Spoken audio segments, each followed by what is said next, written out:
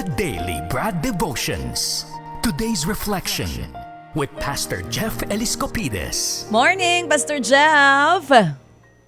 Good morning, Ted Cha. Magandang umaga sa ating lahat, sa ating mga taga-subaybay. Good morning. Good morning! Eto na, mukhang nakaligo si Pastor bago humarap sa mo. Basa pa ang buhok, Pastor. Mukhang may lakad ka today. Ligo o hilamos lang yan.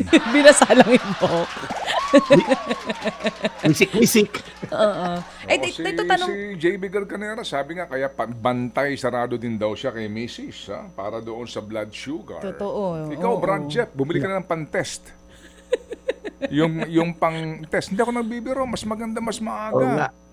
Kasi mahirap mo malaman, Grace, too late the hero ka. Oo. May point. Nasa edad na rin naman ni Pastor. Oo. Hindi. Ate Grace po is type 2 diabetes. Ayun. Ate Grace. Oh. Okay. Oo, bata pa ni Ate Grace. Matanda ka pa kay Ate Grace eh. Oh my gosh. Sabi ko Di ba sa'yo, Chacha. 45 lang si Ate Grace? Pero ikaw, Pastor, wala, no? Maayos yun sa'yo. Okay. Wala, maayos. Borderline, mababa pa ng konti sa Ako, yung mga Sa ganyan-ganyan borderline. borderline. Yung mga ganyan borderline. Hindi, gagawin ko dito, dadalhin ko yung pan-test ko. So, araw-araw Isa-isahin mo kita kami. itetest. Araw-araw Isa-isahin kita mo itetest. kami. Uy, mahal Sige. kaya yung pan-test na strip na yan. Meron ganun tatay ko. Yung strip na yan. May ganyan, si Oo. Papa. Kaya nga, bumibili ka 25 pieces ang isa. Sige, bukas dalhin mo at itest mo ako. O sige. I'm very confident. Yung ilong mo ang aking tutuhugin. Sige. Salamat, Pastor. Wala pa, hindi Okay. pa nagsisimula. Pastor, ito na. Sige, makikinig kaming dalawa. Magandang balitang Yan. hatid mo ngayong araw ng Tuesday. Yes, okay. Pag-pray natin yung mga diabetic na yan. Okay. Happy viewing muna sa aming mahal na Ninang Cory at Ninong Albert Nepomuceno. Dinalo namin yan kagabi. Pagaling din po kayo. Ang tema po natin ay Pasko. Alam niyo po ba na bago dumating si Kristo sa mundo, there was so much darkness. Sabi, people living in darkness. Nung pagdating ni Jesus, sabi, have seen a great light. Yan po yung description sa Bible nung dumating siya. Pero for the longest time, alam niyo po ba na it's been 800 years bago dumating si Jesus. 800 years yung huling recorded na miracle na nangyari sa Biblia. It's been 500 years since yung huling angelic visitation, yung anghel na bumisita sa lupa. Okay? And then it's been 400 years na seemingly parang si God was silent. So pag tiningnan mo to, yung libro natin sa yung Biblia, mula sa Old Testament na Malakay at nagbukas sa Matthew, mayroon pong 400 years na para bang si Jesus, si God po ay silent. Ang Diyos ay hindi nagpapadala ng propeta, hindi nagpapadala ng anghel, walang mensahero. So wala po. Kumbaga ang mga tao ng Diyos, mga Israelita, naghihintay sila ng message from God. Wala, zero. Until yung katahimikan na yun ay binasag ng isang iyak ng bata. Sa Sabsaban, sa lugar na isang napakaliit na lugar tong Bethlehem, ngayon kasi sikat na siya, pero back then walang ganap doon sa House of Bread, yung po ibig sabihin ng Bethlehem. Kaya pag tinignan natin, si God ba nakalimutan na ba yung mga tao sa mundo? Mula nung nagkasala si Eva at Adan, pinabayaan na lang nga ba niya ang mga tao? Hindi po.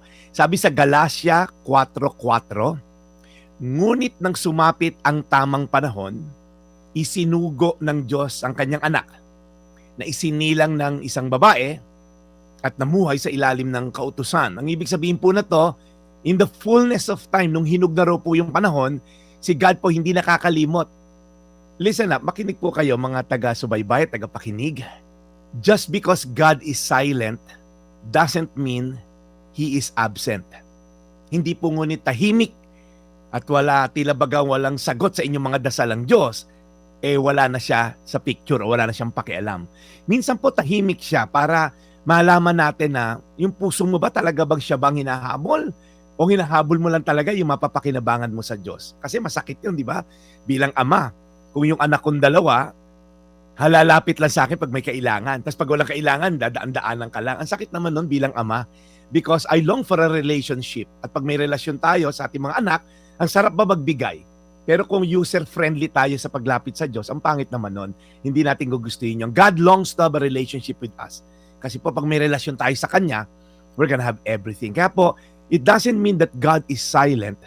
He is absent. In the fullness of time, hinug na po yung panahon para dumating ang kanyang bugtong na anak na si Jesus para magkaroon ng liwanag ang sangkatauhan. Marami pa po tayong pag-uusapan tungkol yan sa mga susunod na araw. Pero ngayon, it's enough na maintindihan po natin, hindi po nakakalimot ang Diyos. At the right time, alam niya, He is the Alpha and the Omega, the beginning and the end. Alam niya yung tamang pasok sa sitwasyon mo ngayon. So ikaw na tila baga pakiramdam mo, nakalimutan ako ng Diyos. Tila baga, Panginoon, bakit mas lumala yung kasakit ko? Bakit lalong lumala ang sitwasyon namin mag-asawa? Ang payo ko lang po sa inyo, patuloy lang tayong dumulog, manalangin. Before you know it, darating yung tamang panahon. Again, Galatia 4:4. Ngunit nang sumapit ang tamang panahon, isinugo ng Diyos ang kanyang anak na si Jesus, sinilang ng isang babae at namuhay sa ilalim ng kautusan. Panginoon, marami pong salamat dahil ikaw ang Diyos who is in control of time, who is in control of everything. Hindi ka maaga, hindi ka late, your timing is always perfect. So Lord, tulungan niyo lang po kami na magkaroon ng discerning spirit, na huwag kaming magmadali, huwag kaming mainip, huwag na madaliin ang mga ganap sa buhay namin at minsan kami na pinapangunahan ka na nga namin madalas. Patawarin niyo po kami sa mga pagkakataong pinagdudahan namin ng inyong timing. Patawarin niyo po kami. Lord, ngayon, dumudulog kami sa mga may karamdaman. Alam ko, Lord, na mahirap, may sakit, lalo na walang probisyon. But Lord, ikaw ang Diyos ng kagalingan.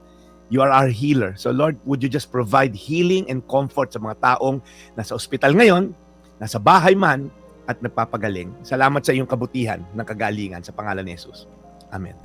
Amen. Mahal na Panginoon, muli po maraming salamat sa magandang balitang hatid ng The Daily Bread. We pray, Lord, for Pastor Jeff at sa kanyang buong pamilya at sa kanyang lupon sa kanila pong patuloy na paghahatid ng magandang balita at pagmimisyon. Mahal na Panginoon, we pray para po sa lahat ng biktima ng kalamidad, sa lahat po ng mga biktima ng lindol at karahasan sa aming pong bayan. Panginoon, kayo na pong bahala sa kanilang lahat. In Jesus' name, we pray. Amen. Amen. And Brad, again, kami nakikiramay po dito po sa pamilya ni Doc Vic Toriano, si Dr. Victor Toriano. Sa kanya pong pagpanaw, ang kanyang mga labi ay naandun po ngayon sa Iriga, sa kanilang bayan. At ang libing po ay gaganapin bukas. Ang kanya pong huling lamay ay tonight. Funeraria Ciudadana, sa San Nicolas sa Iriga City. Muli po ang ating pakikiramay sa kanyang pamilya ni Doc Vic, si Dr. Victor Toriano. Doc Vic, salamat na marami sa pagkakaibigan ng tapat. Alright, Brad Jeff?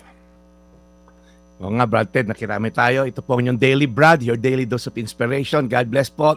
Darius Tenerife, thank you for listening. God bless. Thank you very much. Serving the people, Brad Jeff Eliscopides. Ted Filon at DJ Chacha. Ngayon, nasa Radyo 5, 92.3 News FM. Monday to Friday, 6 to 10 a.m.